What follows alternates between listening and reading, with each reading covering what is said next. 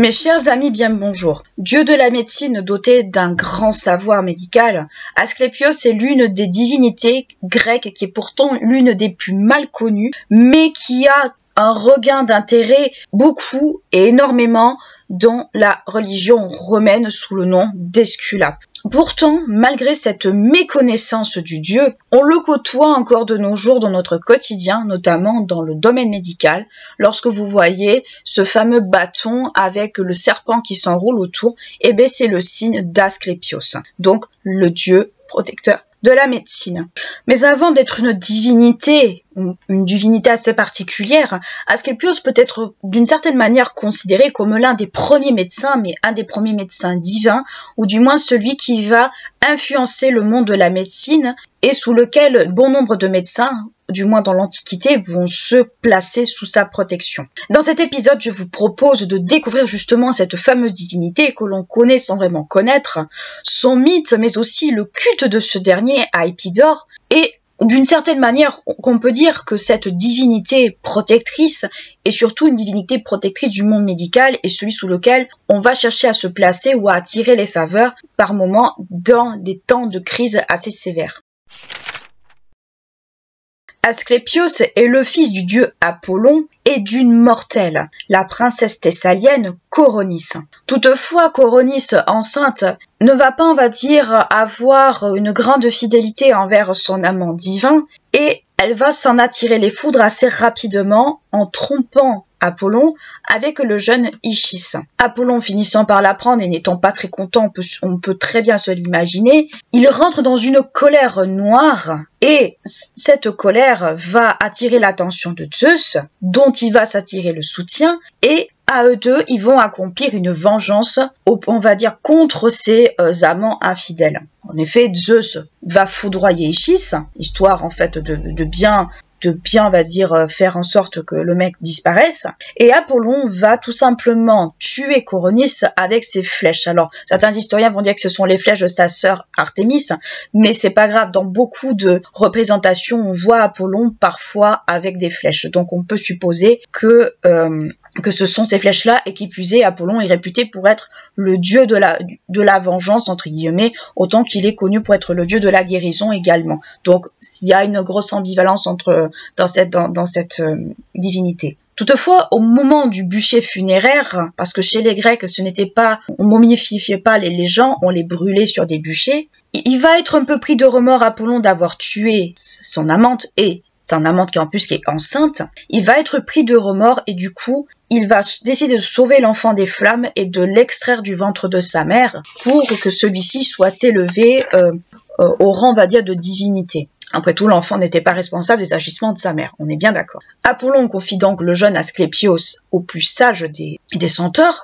et on va dire l'un des instructeurs les plus populaires des héros, qui n'est autre que Chiron. Le centaure élève l'enfant, on va dire, comme il s'occuperait de n'importe quel mortel, et il lui apprend notamment la médecine, la botanique et la chasse, par exemple. Mais très vite, le jeune Asclépios va devenir plus que doué et il va surpasser son maître, notamment dans ses connaissances dans la médecine et dans la botanique, notamment au niveau de la connaissance des plantes médicinales. Cette réputation d'excellence, cette réputation, on va dire, de grand connaisseur au niveau de la médecine ne va pas laisser indifférents les Olympiens, et c'est Athéna, déesse de la sagesse et de beaucoup d'autres choses, qui va s'intéresser à lui et va lui confier, on va dire, deux choses très importantes, deux choses, on va dire, un peu capitales, qui sont deux fioles du sang de Méduse.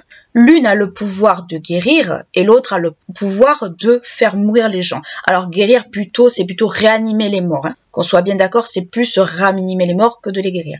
Mais enfin, on va dire, c'est quelque chose qui n'est pas au goût de tout le monde. Dans son exercice de la médecine, Asclépios peut compter sur ses enfants, notamment, on peut en citer 4 parmi tous ceux qu'il a eus. Il peut compter sur Hygie, qui deviendra déesse de la santé, et sur Panacée également, qui est une autre divinité en lien avec la santé également. Et dans ses enfants, hormis ces 2 filles qu'on vient de citer, on peut citer aussi deux de ses fils, qui auront une place assez importante dans la guerre de Troie, parce que je rappelle que la guerre de Troie concerne à la fois les divinités et les mortels. On peut citer Machaon et podalirs qui vont être ce qu'on peut appeler, on peut un peu considérer comme des médecins militaires, au sens où ils vont participer aux côtés des Grecs lors de l'affrontement contre les Troyens. Toutefois, cette capacité de soigner les gens, cette capacité peut-être aussi de utiliser le sang de Méduse pour ranimer les morts entre guillemets, ne plaît pas à tout le monde. Loin de là. En effet, Hadès va se plaindre très lourdement auprès de son frère Zeus, parce qu'il le côté un peu drama queen, certainement. Ce dernier va se plaindre que l'enfer accueille de moins en moins de monde et surtout qu'il se tourne un peu les pouces et qu'il n'a pas grand-chose à faire. Zeus, furieux, et certainement ayant appris que Asclépios, on va dire, ressuscitait les morts par le biais de la fiole du sang de Méduse, décide tout simplement de foudroyer le médecin, sans chercher à comprendre pourquoi. Furieux de cela, et notamment du fait que quand Asclépios a été foudroyé, il était en train de soigner Orion, donc il ne faisait que son travail de médecin, Apollon décide de se venger tout simplement sur les cyclopes quand même qui étaient des créatures relativement costauds mais relativement primitives aussi, décide tout simplement de se venger et de faire son boulot de dieu de la vengeance par excellence. Zeus, ayant peut-être très mal jugé la situation, va chercher à rétablir un peu le jeu en élevant Asclépios dans une constellation. Il décide de créer la constellation du Serpentaire en hommage à Asclépios. Donc autrement dit, Zeus a fait une erreur de jugement et pour réparer son erreur, il va tout simplement décider de faire de Asclépios une divinité, on va dire une divinité astrologique, ou du moins une créature astrologique, afin d'apaiser Apollon au plus que possible et que les choses reprennent au cours de leur vie. Quand on représente Asclépios, quand on représente du moins la divinité, il est très souvent représenté comme un homme assez âgé ou d'âge mûr, selon comment on veut interpréter la chose, avec un bâton où s'enroule un serpent. Ce n'est pas, on va dire, un hasard, puisque dans les temples d'Asclépios, on disait que beaucoup de serpents étaient présents. Ce bâton que l'on voit, par exemple, quand on croise des infirmières ou des médecins dans la rue ou pas à côté de chez nous, c'est justement ce fameux bâton d'Asclépios qui justement est en lien avec cette divinité. On le connaît, mais on ne le sait pas toujours. Toutefois, ce fameux bâton n'est pas à confondre avec ce qu'on peut qualifier de caducée ou de Chirichéus, qui est cette fois-ci plutôt à mettre en lien avec Hermès. Les deux ont, on va dire, un symbole assez proche, mais quand on les met côte à côte, c'est quand même relativement différent. Donc, quand vous voyez des représentations vous voyez ce symbole de bâton avec des serpents, c'est Asclépios, ce n'est pas Hermès, même si des fois on fait très souvent la confusion de façon assez maladroite. Le culte d'Asclépios, comme nous l'avons vu, est originaire de Thessalie, mais il se répand un peu partout en Grèce. Les sanctuaires ou les temples dédiés à Asclépios sont appelés les Asclépéia. Donc sanctuaires où on guérissait et sanctuaires dédiés à cette divinité. Parmi les sanctuaires que l'on peut citer, il y en a quelques-uns, notamment par exemple à Athènes, mais aussi à Kos, mais celui qui est le plus rattaché à Asclépios, c'est sans nul doute celui qu'on va retrouver à Épidore, qui est le centre névralgique du culte du dieu à proprement parler et de la pratique du culte d'Asclépios en elle-même. En effet, à Épidore, comme je vous l'expliquais, ce culte est extrêmement présent et il y a un certain nombre de choses qui sont pratiquées en l'honneur du dieu, mais ça, on va y venir juste dans quelques instants. Quand on se rendait à Épidore, déjà, on y allait pour obtenir une guérison à un mal quelconque, peu importe, mais on y allait pour obtenir en général une guérison à quelque chose. Et pour cela, il fallait obéir à un certain protocole très strict, car je le rappelle quand même, dans toutes les religions polythéistes, il y a des protocoles à suivre, on ne peut pas rentrer dans un temple n'importe comment, dans n'importe quelle situation ou n'importe quand. Dans les sanctuaires ou temples d'Asclépios à Épidore, mais aussi ailleurs, on fait mention très souvent de la présence de serpents, alors je dis serpents non venimeux, je précise également, qui se baladaient en toute liberté. Dans les temples, justement, ou les sanctuaires d'Asclépios, les praticiens du culte avaient des espèces de songes, de visions de la divinité, et cette divinité elle-même leur décrivait comment ils devaient guérir la personne, ou du moins la marche à suivre. Toutefois, à Épidore, mais aussi dans d'autres cités où il y avait le culte d'Asclépios, ce sont les Asclépéiades qui sont des familles, il y en a qui qualifient ça de famille, d'autres de confréries, ce sont, on va dire, des groupes qui se disaient surtout descendants d'Asclépios et qui se transmettaient un certain savoir, qui détiennent un peu toutes les ficelles des rites de guérison et tout ce qui est un peu autour. Ce sont la plupart du temps soit des médecins, soit ce qu'on va appeler des philosophes médecins, mais partez du principe que la médecine d'époque n'est pas la même que la médecine de maintenant. Certains historiens, par rapport à cette notion d'Asclépéia, de descendant d'Asclépios, évoquent un certain rapprochement entre Hippocrate, le grand médecin Hippocrate de l'Antiquité, et justement les Asclépéiades qui feraient que Hippocrate serait un membre justement des Asclépéiades et d'autres un descendant d'Asclépios. Mais ça, on en parlera juste après, quand on évoquera un peu Cos, qui est justement le fait que Hippocrate serait d'origine de Cos. On en parlera après, mais c'est pour vous dire que l'interrogation par rapport à ça est quand même très présente. Donc ça serait une espèce de caste qui aurait, d'après les historiens, d'après ce qui a été fait, ce serait une espèce de caste qui aurait du moins tout le savoir médical autour du culte d'Asclépios. À Épidore, comme dans d'autres cités grecques, bon, pas forcément avec le culte d'Asclépios, mais dans d'autres cultes, il y a un concours, qui est organisé un peu sur les mêmes principes que les Panathénées, qui sont en l'honneur d'Athéna à Athènes. Ces concours sont placés sous la houlette de deux divinités. D'abord Asclépios, cela va de soi, mais aussi d'Apollon. Pourquoi Apollon, vous allez me dire? Parce qu'Apollon est aussi considéré comme une divinité guérisseuse. Apollon a une certaine forme d'ambiguïté dans la religion grecque. C'est à la fois le dieu de la vengeance, un dieu un peu violent, presque sanguinaire, mais aussi c'est un dieu qui guérit également. Il a un peu cette espèce d'ambiguïté qui fait que on peut avoir recours à Apollon pour telle ou telle chose. Mais c'est beaucoup le cas de beaucoup de divinités qui sont à la fois chez les Grecs et chez les Égyptiens par exemple. Mais Apollon n'est pas dans ce cas-ci la figure majeure du culte. Il est plus placé comme une forme d'auxiliaire d'Asclépios, mais pas considéré comme la divinité principale. Donc, il y a une hiérarchie dans, déjà, ces fameuses divinités. Les concours d'Asclépios, ou du moins les concours organisés en l'honneur d'Asclépios, sont signalés dans un premier temps, selon, on va dire, les sources que l'historien dispose, entre le 6e siècle avant Jésus-Christ et le milieu du 3e siècle après Jésus-Christ. Les sources qui peuvent nous donner des renseignements seront avant tout l'archéologie, bien entendu, parce que les sources antiques sont beaucoup basées sur l'archéologie, mais aussi, et à prendre bien entendu avec des pincettes et pas à prendre au premier degré, les auteurs antiques qui nous donnent des descriptions de certains événements dont ils auraient été témoins, ou du moins ce que l'on peut deviner. Parmi eux, on a Pentare, on a Platon et on a aussi Strabon pour ne citer que, mais le culte d'Asclépios, il faut savoir une chose, enfin du moins les concours d'Asclépios avant le culte, c'est que on les retrouve à la fois chez les Grecs et chez les Romains. En sachant que, comme je vous l'avais dit, le culte d'Asclépios va s'exporter chez les Romains et du coup on va retrouver justement à ces moments-là, et d'où la période, des concurrents romains et des concurrents grecs. Donc on les a des deux côtés, ce qui n'a rien d'étonnant. Dans les sources qu'on dispose, dans les sources un peu textuelles, les sources archéologiques, on retrouve aussi beaucoup de stèles qui nous donnent un peu une petite idée des gagnants, des participants aussi de ces fameux concours, de ces fameux jeux.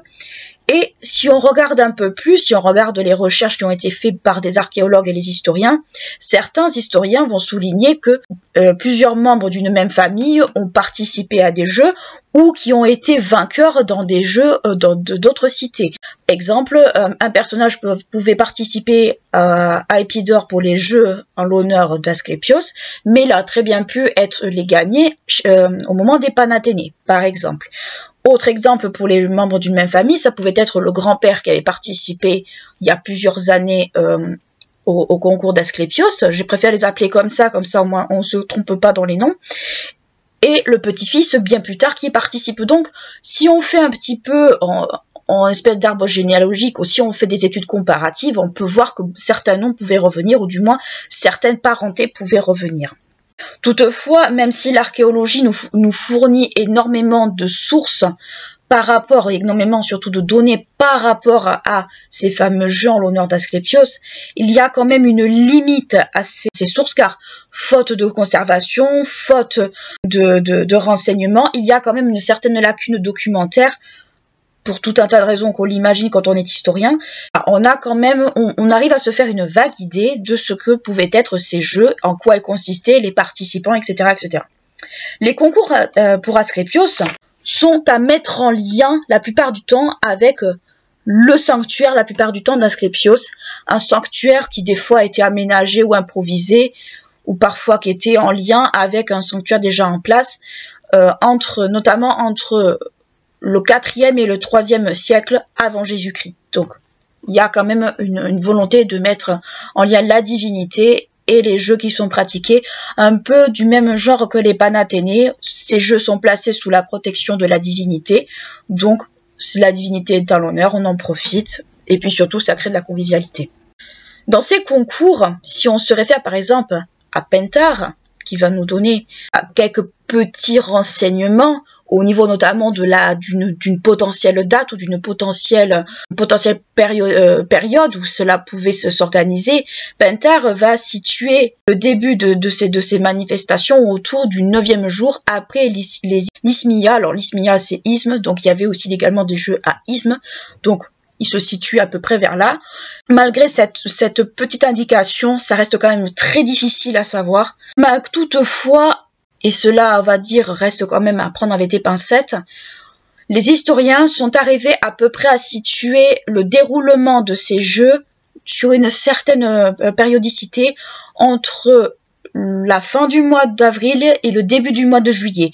Donc, on va dire c'est large, hein, c'est très très large, c'est vrai, mais ça donne à peu près une idée de quand est-ce que ça pouvait se faire, et surtout, il faut savoir une chose, c'est que ces jeux n'étaient pas faits à date fixe, donc ça pouvait arriver début mai, milieu de mois de juin, ou ce genre de truc. Donc il n'y avait pas de date fixe, comme une fête par exemple. Et d'autres auteurs, comme par exemple Platon, va situer ces fameux concours en l'honneur d'Asclépios non loin de la période des Panathénées. Donc on a une idée, ce que nous fournissent les auteurs de l'époque et ce que les recherches nous ont donné, on a une idée vague de quand cela pouvait se passer, mais on n'a pas une idée précise, car encore une fois, même s'il y a moult documents qui peuvent nous renseigner, il y a quand même une certaine lacune, mais surtout une lacune documentaire dans le sens au niveau de la conservation de ces fameux documents.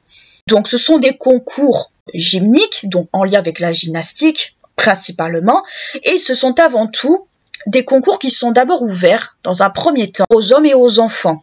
Aux hommes parce que bien sûr, je vous rappelle que la société grecque est une société patriarcale, donc les femmes ne sont pas considérées comme des citoyens, et les enfants, alors je n'ai pas su savoir si c'était les garçons ou les filles qui pouvaient être concernés, mais on peut considérer que c'était surtout les garçons, dans un premier temps qui étaient concernés, qui pouvaient participer, puis au 1er siècle après Jésus-Christ, donc vers un peu l'Antiquité tardive, un concours pour les femmes est organisé. Donc il y a quand même une petite évolution là-dessus, mais ça reste une évolution qu'il faut quand même prendre un peu avec des pincettes.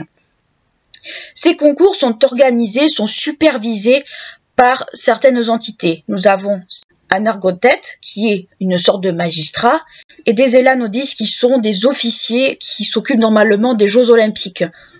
Pourquoi ce sont eux qui l'organisent? Tout simplement pour veiller au bon déroulement des jeux, et surtout, des jeux parce que des épreuves, mais surtout qui n'hésitent pas à sanctionner, voire à mettre des amendes si jamais il y a le moindre problème. Donc ils sont là un petit peu pour veiller à ce que tout se passe bien.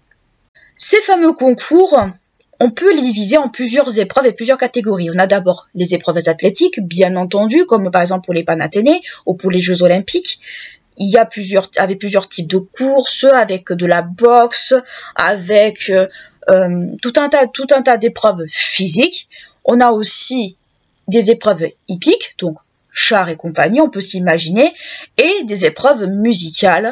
À Épidore, parce que nous parlons toujours d'Épidore, bien entendu, l'aménagement de tout cet ensemble pour accueillir tout ce petit monde se fait de façon assez progressive. Or, il faut d'abord un stade pour accueillir tout le pataquès athlétique, puis un théâtre pour les épreuves pour les épreuves musicales et artistiques, et un hippodrome pour tout ce qui est en rapport avec les chevaux. On va commencer d'abord par le stade. L'aménagement du stade pour ces fameux concours se réalise en plusieurs temps. Ça va être d'abord de façon plus ou moins sommaire au début, puis il va connaître une première phase de construction entre la fin du IVe siècle et du 5e siècle avant Jésus-Christ. Donc autrement dit, la construction va se faire de façon progressive, on va aménager, on va agrandir, on va faire ce genre de choses afin de pouvoir assurer un confort certain pour les athlètes et accueillir un maximum de monde aussi. Concernant les spectateurs, surtout on peut s'imaginer dans ce fameux stade, les premiers temps ils étaient sur des talus parce qu'il n'y avait pas encore de gradins construits. C'est que bien plus tard, au IVe siècle, qu'on va construire des gradins pour que ça soit beaucoup plus convivial, on l'imaginons bien. Et surtout pour que ça soit beaucoup plus facile pour tout le monde de voir. Les gradins n'étaient pas non plus très très grands, mais c'était des gradins relativement acceptables pour accueillir un nombre suffisant de personnes, mais on n'en sait pas plus faute de sources. Le théâtre, par exemple, le théâtre pour les concours musicaux est toujours d'ailleurs visible de nos jours, et celui-ci comptait à peu près 34 rangées de gradins pour accueillir un maximum de monde. C'est vrai que c'est un grand théâtre, et surtout, on imagine un peu toute cette foule qui vient pour acclamer, pour ce genre de choses. Mais on n'a pas plus d'informations sur l'épreuve en elle-même, faute de sources encore une fois, parce que problème de conservation, on s'en doute bien. Quant à l'hippodrome, malheureusement, on ne peut pas se faire un vrai avis, car il a totalement disparu. Le temps a fait un petit peu son œuvre aussi.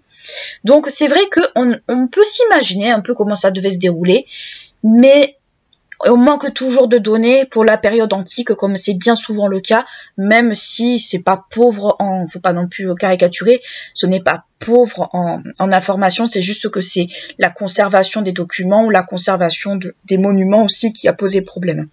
Il faut aussi souligner que, en plus de toutes ces constructions, des sanctuaires, comme je vous l'ai dit, à Asclépios sont également aménagés, sont également présents, parce que bien sûr c'est lui qui est la divinité sous laquelle ces jeux sont placés, et du coup c'est une divinité protectrice.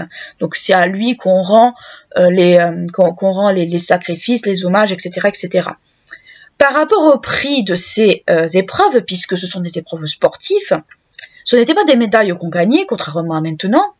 C'était plutôt des couronnes de laurier qu'on gagnait, donc c'était vraiment quelque chose de très symbolique, surtout le laurier c'est quelque chose de symbolique. Alors certains vont souligner plutôt des couronnes d'olivier, mais les historiens sont plus enclins à penser que c'était plus du laurier à cette époque-là. Et ces fameuses couronnes de laurier surtout ont été retrouvées en représentation sur des pièces de monnaie de l'époque. Donc on voit bien que c'était vraiment du laurier et pas de l'olivier.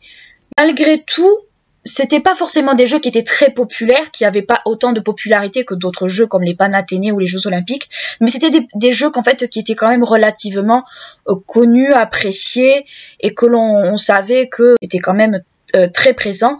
Néanmoins, comme beaucoup de manifestations de cette époque, et notamment de la période antique, ça va commencer à s'essouffler, notamment dans la période du Bas-Empire, où les concours d'Épidore et bien d'autres vont commencer à connaître une extinction progressive de leur manifestation. Autrement dit, plus ça va aller, moins ça va se faire. Surtout que les concours d'Épidore avaient lieu une fois tous les 2 ans. Si à Épidore, on peut constater que les honneurs à Asclépios sont extrêmement présents, que le culte est extrêmement présent, il n'y a pas forcément que cette cette cité plutôt, qui vénérait Asclépios. Il y a aussi d'autres cités et colonies qui avaient adopté Asclépios, et on peut citer dans ce dernier cas Kos. Dans le cas Kos, il y avait aussi un culte d'Asclépios. Et ce culte d'Asclépios, en fait, est rentré un peu, pas en collision, mais un peu en inadéquation avec un personnage fort de cette cité, qui est le personnage d'Hippocrate. À cause, beaucoup d'hypothèses se bousculent quant à l'introduction du culte d'Asclépios. Il y a beaucoup d'hypothèses beaucoup d'idées développées, tant par les auteurs antiques que par aussi les auteurs, les historiens, mais surtout par les auteurs antiques qui émettent plusieurs hypothèses. On va en parler. On va trouver par exemple Hérodote, le tout premier historien, parce qu'Hérodote est un peu le père de l'histoire, quand même qu'on le veuille ou pas, qui met en avant le fait que la population de Kos est plutôt issu de d'une population dorienne, donc la population dorienne de Cos, qui est venue d'Épidore et qui a colonisé un petit peu le coin. Or, on sait très bien que, comme je vous l'ai dit, Épidore est le centre névralgique du culte d'Asclépios, et on peut se dire que puisque ce sont les Doriens qui vivaient à Épidore, qui se sont installés à Cos, on peut tout aussi bien se dire que ce sont eux qui ont implanté le culte d'Asclépios à ce moment-là à Cos. Et on peut également se demander si ces derniers ont entretenu, malgré tout, de certaines formes de relations entre Épidore et Cos. Alors, c'est pas toujours évident de s'y retrouver, mais on suppose surtout que ce sont des relations plus culturelles en fait que autre chose. Donc il va y avoir des relations entre Épidore et Cos par tout ce qui est en rapport avec la culture et par aussi le fait que ce sont des personnes qui ont habité à Épidore, qui se sont installées là-bas et qui ont amené également le culte, les pratiques et compagnie sur place, mais on n'a pas l'impression que c'est allé plus loin que ça ou que c'est pas allé trop au-delà de...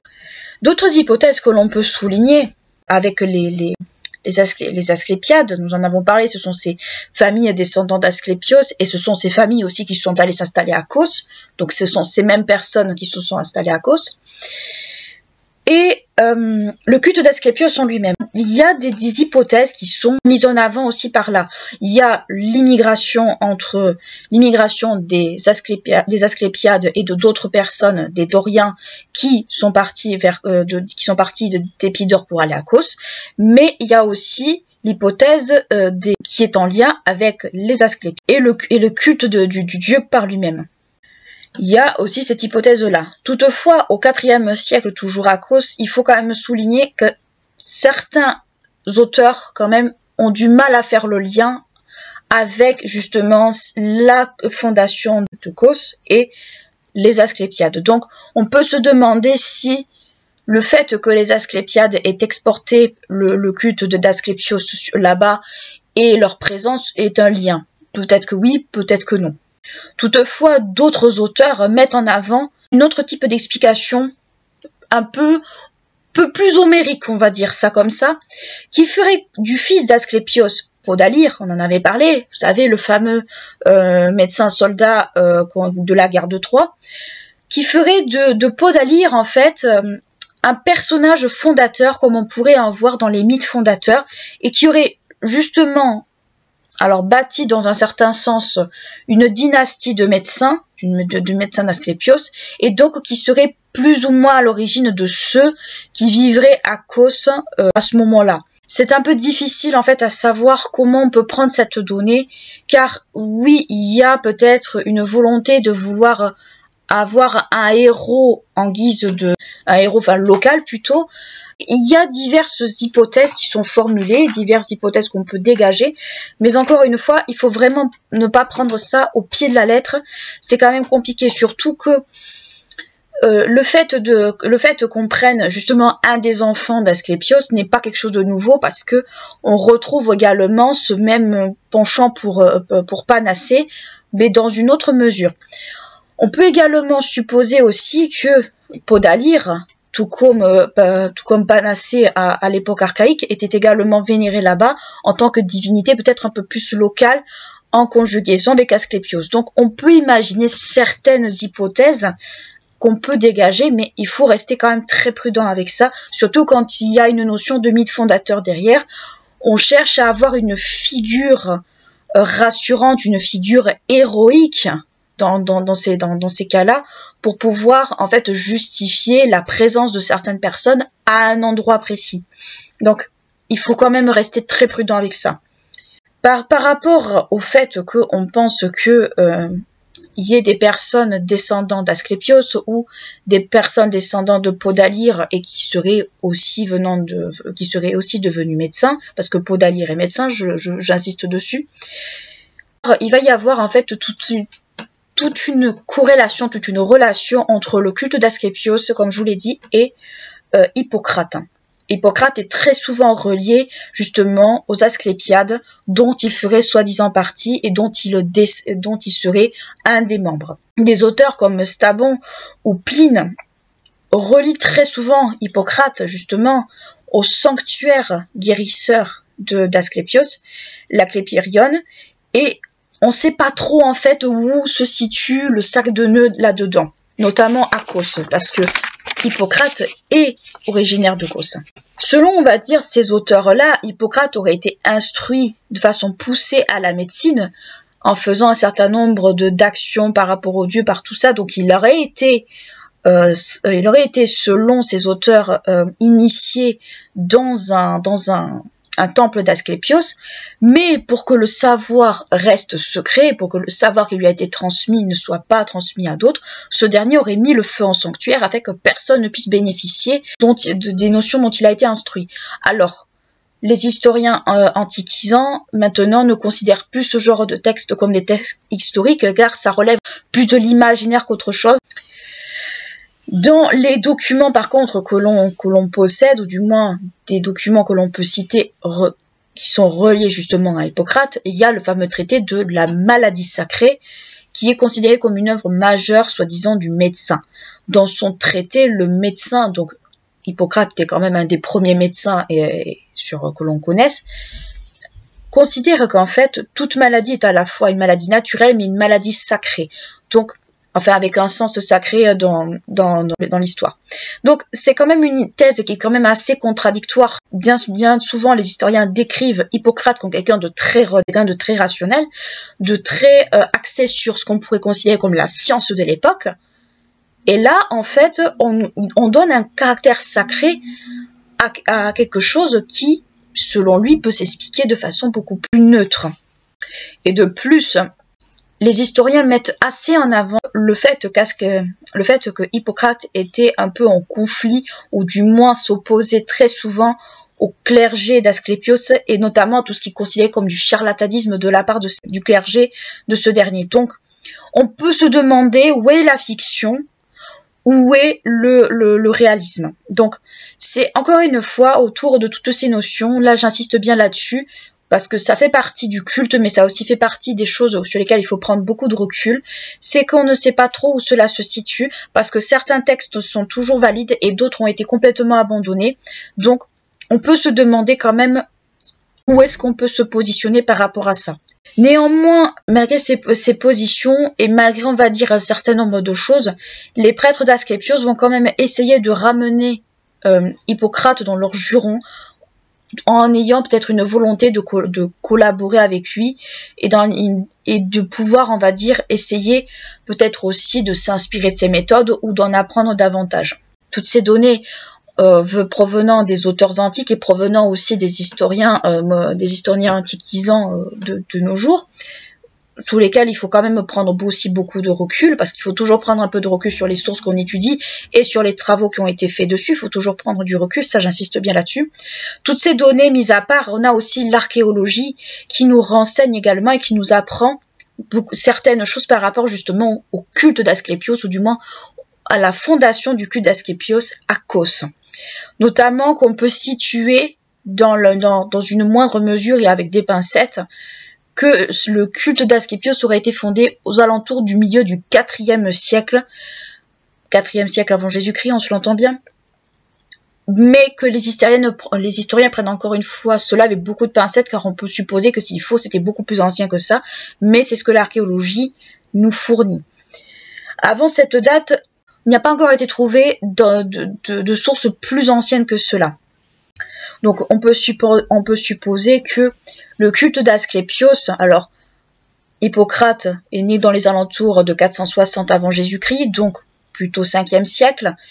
Là on parle plutôt du culte d'Asclépios qui tournerait plutôt autour du 4e siècle.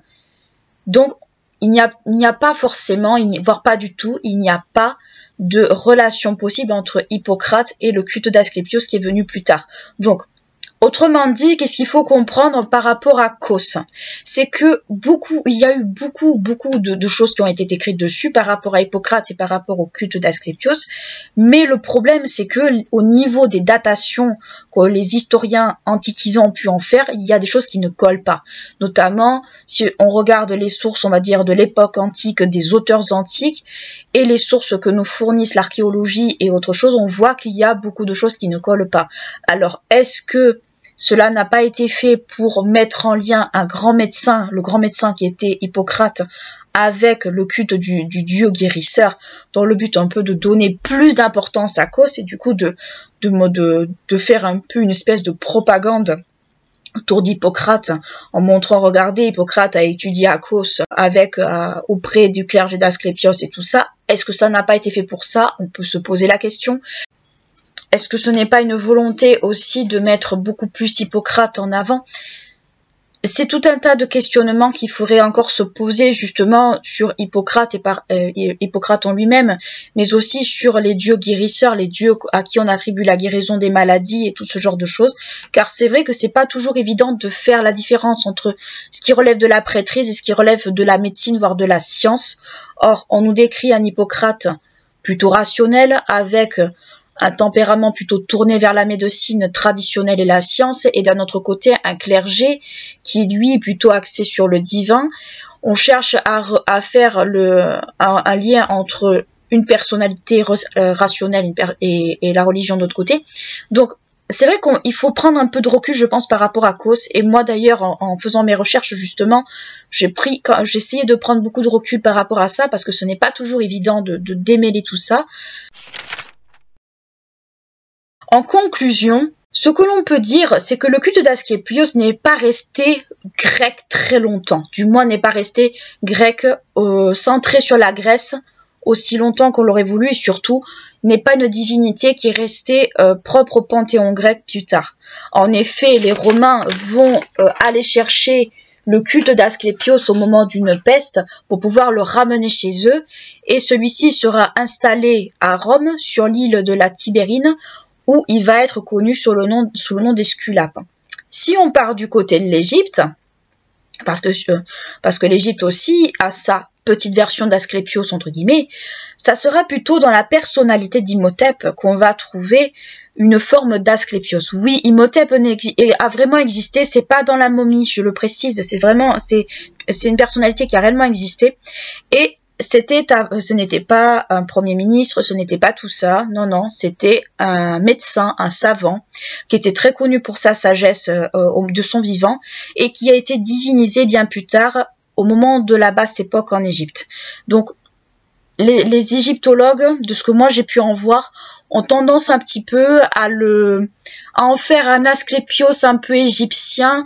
Mais encore une fois, c'est une personnalité assez particulière, Imhotep.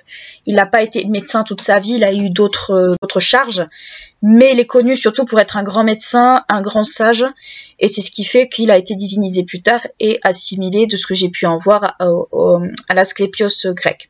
Donc, ce qu'il faut retenir de cette vidéo sur Asclépios, c'est que c'est une figure mythique, c'est une figure surtout que l'on retrouve maintenant encore au quotidien chez les médecins, chez les infirmières.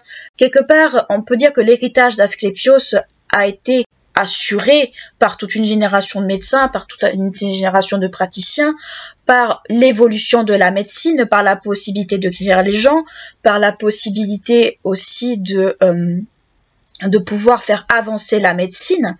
Donc, on peut se dire que le premier médecin divin, qui était Asclépios, a quand même eu un impact d'une certaine manière sur l'humanité, entre guillemets. Et surtout, en fait, il était parfois difficile, surtout durant l'Antiquité, de faire la part des choses entre rationalisme, science et médecine et religion.